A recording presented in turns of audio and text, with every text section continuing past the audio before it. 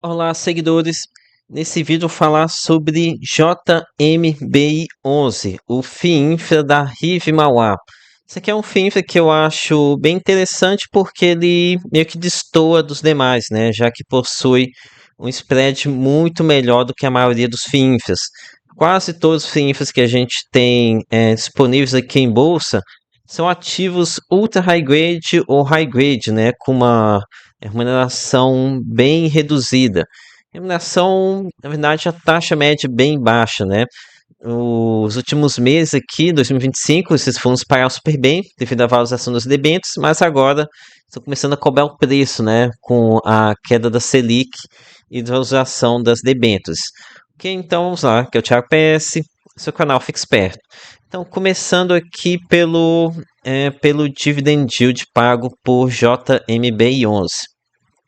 Então, aqui no rendimento de abril, que estou gravando no mês de maio, acho que esse vídeo sai apenas no começo de junho, tá? Só devo estar a agenda no começo de junho. Estou com uma fila bem grande de fundos para postar. Então, com rendimento de 1,20% ao mês, a gente tem aqui um dividend yield na casa de 1,33%. Isso porque o mês de abril teve uma menor quantidade de dias úteis, apenas 20. Mês de maio também vai ser 20 dias úteis, então muito provavelmente vai ser algo similar a isso daqui, tá? E lembrando que o fundo ele varia muito, o rendimento varia muito conforme a quantidade de dias úteis do mês. Dá para ver aqui, por exemplo, que o mês de fevereiro, rendimento bem ruinzinho, né? Apenas 1,09. Enquanto o mês aqui, como o de março, teve 22 dias úteis, deu um salto para 1,83. Lembrando que o rendimento vai variar conforme dois fatores: a Selic e a quantidade de dias úteis. E que a meta do gestor, o guidance dele, é de um pagamento de 110% do CDI. Ah, isso tem que ver se ele consegue manter esse valor até quando. As taxas do fundo, a taxa média do fundo é bem elevada, que eu vou mostrar para vocês aqui ao longo do vídeo. Tem até CRI aqui com uma taxa, acho que de CDI mais 5%, é uma coisa bem elevada mesmo, né? Aqui, ó, isso mesmo, CDI mais 5%. Então, taxas CDI mais 5,50, realmente taxas bastante elevadas. Assim, um ponto importante a gente falar aqui sobre FIINFRAs é a forma de distribuição que ele adota. E aqui no JMB11, aparentemente ele distribui pelo carrego da carteira. Ou seja, ele distribui conforme a geração do ativo que ele teve. Olha, eu até gosto desse tipo de forma de distribuição, é que ele fornece uma melhor previsibilidade do que ele vai pagar, apesar da variação de um mês para o outro. Eu acho melhor do que os FINFAs que utilizam a questão de marca d'água. É muito porque em alguns momentos eles podem exagerar na distribuição ou ter algum fator externo que faça com que o rendimento caia ou até mesmo vai a zero, ok? Então prefiro aqui que eles façam distribuição pelo carrego.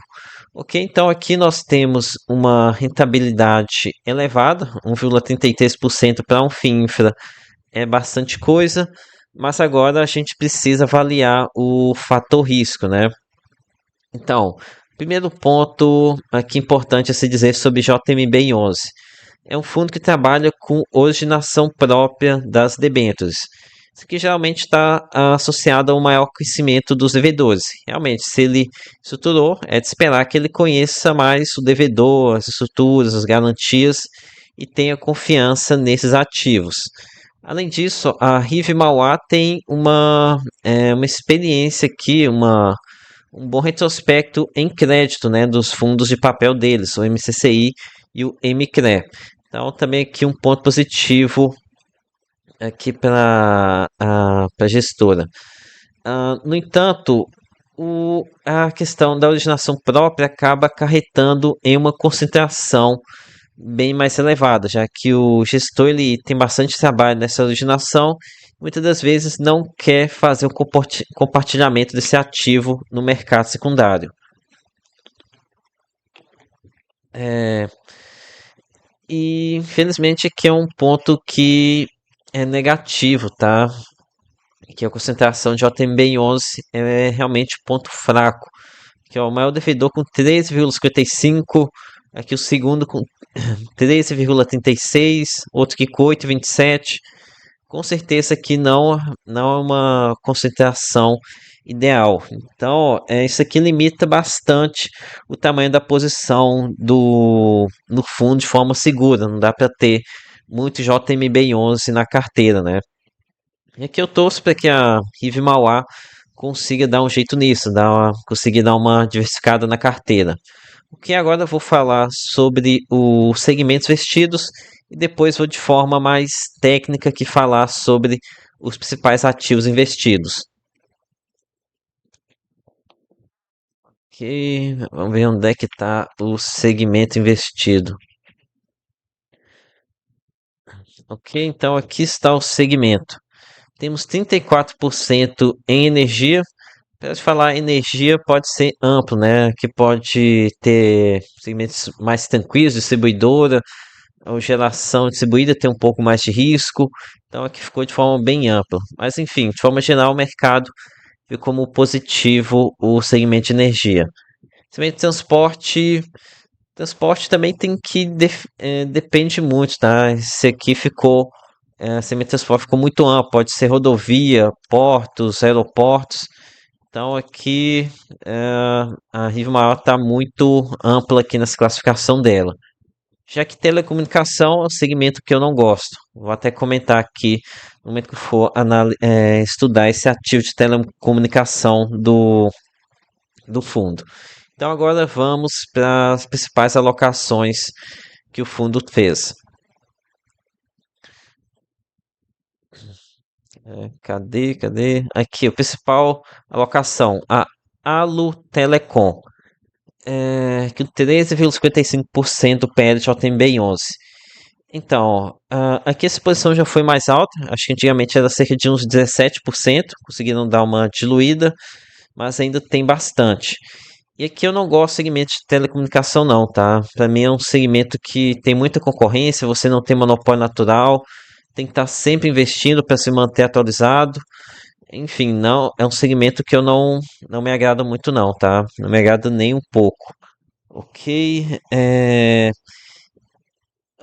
aqui não vejo o ativo ele gerando algum risco aqui de curto prazo, mas daqui a alguns anos a gente tem que ficar de olho.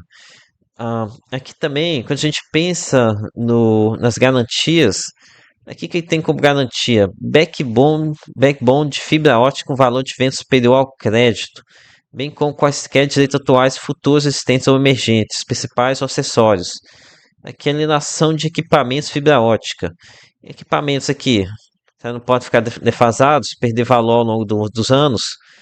Então, aqui um ponto que eu vejo como negativo, tá? Não gosto muito dessa locação na Alu, não. Continuando. Aqui nós temos a segunda emissora, a usina Coruripe.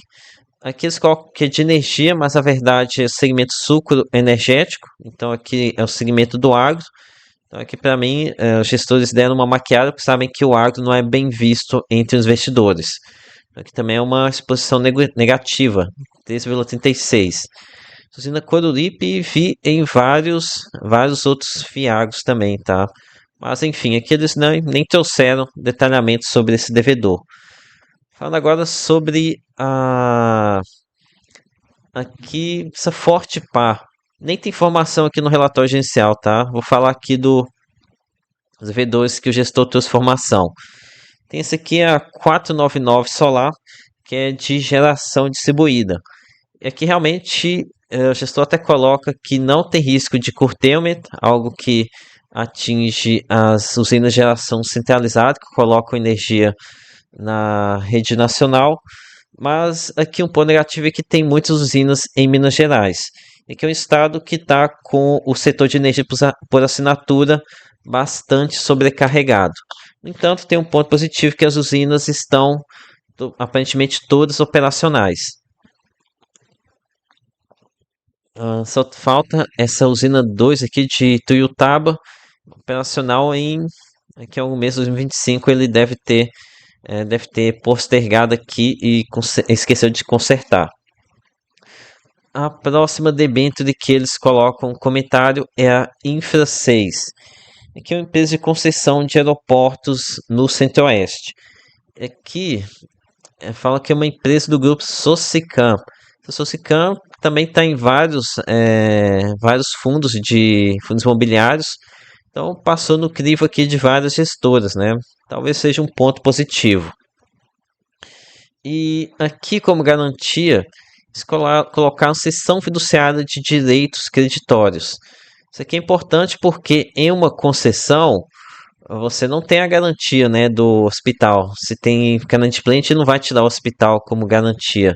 Aqui você tem a alienação, essa concessão e os créditos.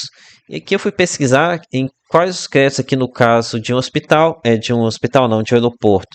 Basicamente você tem a tarifa de uso de pátios e hangares, utilizada aqui pelas empresas aéreas. Aqui é um ponto negativo, né? A empresa aérea é uma coisa que adora dar problema, né? Adora ir à falência ou ficar em recuperação judicial. Além disso, tem a seção dos aluguéis e dos restaurantes, dos lojistas dos aeroportos. Então, enfim, é assim que mais ou menos funciona as garantias aqui de CRI de aeroporto. Ok? Então, de forma técnica, são isso aqui sobre os ativos. Realmente não tem nada que esteja sabendo de risco, tá? Mas, enfim, aqui é como eu disse, a consideração é algo que afasta um pouco o investimento. Ok, então, concluindo, JMB11, o ativo poderia ser melhor, tá? Mas é um ativo ok para quem tem é, uma situação de risco mais elevada, que não se desespera caso aconteça uma inadimplência, algum problema, já que se tem uma carteira concentrada, tem que tomar cuidado com o efeito manada, né? Mas enfim, a concentração acaba que limita o tamanho do aporte que o investidor pode fazer aqui nesse FII Infra. Então, isso aqui é que eu tinha para compartilhar com vocês. Peça seu like, se inscreva no canal. Lembre-se que nada aqui é recomendação de compra ou de venda. Até a próxima.